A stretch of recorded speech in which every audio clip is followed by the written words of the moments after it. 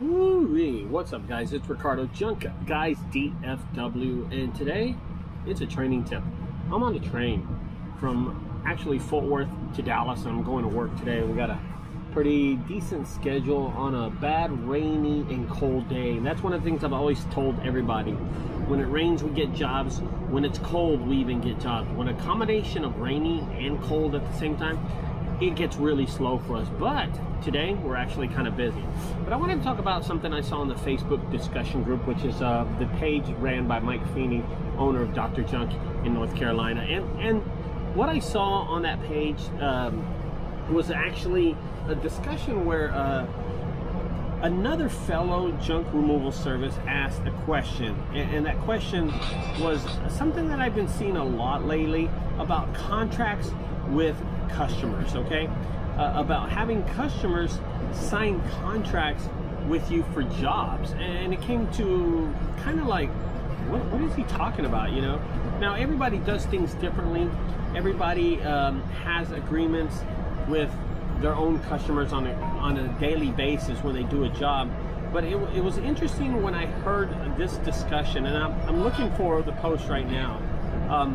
But I think it was a fellow junk removal service, Jamie Faz or something like that, asked a question, and he says, before I do a deal with any customer, I make them sign an agreement or contract, or I even invoice them. Okay, well, listen, I'll be honest with you. When it comes to stuff like that, when it comes to a $500, $400, and I have to sign an agreement or I have to sign a contract, it's a waste of time. I'm just going to tell you something. First of all, $500 or $400 isn't going to make a difference in my junk removal business if I make $400 today or $500 tomorrow. Signing an agreement or a contract, I see it more as a tedious, it's a bothersome paperwork that I just don't want to do. And I think, you know what, I'm not going to say I think. I know for a fact, as a customer, if I hire two junk removal services and I'm talking to one junk removal service, and the first one says, hey, it's going to be $400. Okay. And then I get an estimate from someone else that says, hey, it's going to be $350, but we're going to sign over a contract right now. Just sign it and send it back to us.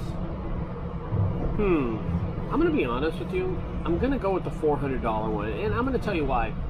The hassle. It's just a hassle to sign an agreement, to really get that paperwork. Psychologically, what I'm thinking is, like, does this guy not trust me? I'm going to pay him. So it's kind of a disrespect thing also. But as you realize, when you're doing and talking to these customers, they're hiring us as freelancers. We're actually like getting subcontracted. We're picking up junk and trash. We're not buying a car. We're not making agreements to buy land or rent land or anything. This is not like an apartment complex. We're not renting something. We're not buying something. We're removing trash. I hear this a lot on the discussion groups on Facebook, and I hear this. I get emails about this. I get text messages about this. Should I have my customer sign a contract or an agreement before I do the job? And the question is this: no. Don't do that. Don't hassle the customer. Don't play around with the customer. Don't bother the customer with tedious things. And that's just something tedious. Messing around with the pricing is tedious. Telling people that you got to charge to go upstairs, go downstairs, go in the attic, and that's tedious. And then now having them sign a contract. Imagine this. Imagine you get the customer. First, you had a hard time agreeing with a deal for the customer. You had a hard time telling the customer that you're going to have to go upstairs and go downstairs and charge an extra fee. And then when all this is finally done, you got a paperwork, okay? And you tell them, hey, will you sign this? Because you're going to pay us this much? Here's the paperwork. Yeah, I don't think so. First of all, it's a waste of time to me. I don't know how long the process is. I don't know if you have copies of this contract, you know, and I virtually don't know how it works, but I figure you have contracts of this paper in your car or in your truck, and every time you go to do an estimate or a junk removal, you go into the car and you tell the customer, hey, before we settle on a price, let's let's sign this contract. You know, right when we settle on the price, let's sign this contract and let's get this deal done right now before I do the junk removal. Which doesn't, to me, it doesn't make a lot of sense. You know what I mean? If you're going to do the job for the price that you settled on. But here's another thing. I'm not sure if every city is trustworthy as Texas is, because I tell people all the time, I sign deals, I get deals done at a shake of a hand of $1,000, $5,000, $30,000, $40,000. I shake people's hands all the time just on deals like that. So I don't know how it is in New York. I don't know how it is in California, but I'll be honest with you, it works for us here in Texas.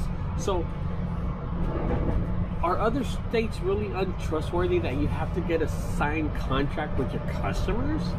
You have to get this deal done so they can pay you? Listen, in Texas, it's a shake of my hand, man, okay? I don't know how it is like in other places, but I will tell you this. Making a customer sign a contract, making a customer agree to a price on paperwork seems untrustworthy to pick up trash, and it seems disrespectful to me. Another thing, it just seems like it's tedious work on my end. It's just bothersome. Hell, I don't want to do it. I don't want to waste my time doing it. I'd rather be doing the junk removal at this point. Anyway, guys, with that, I'm going to leave y'all. I hope this helps y'all out as you're starting a junk removal service and you're beginning. Stop wasting time on things that aren't going to make you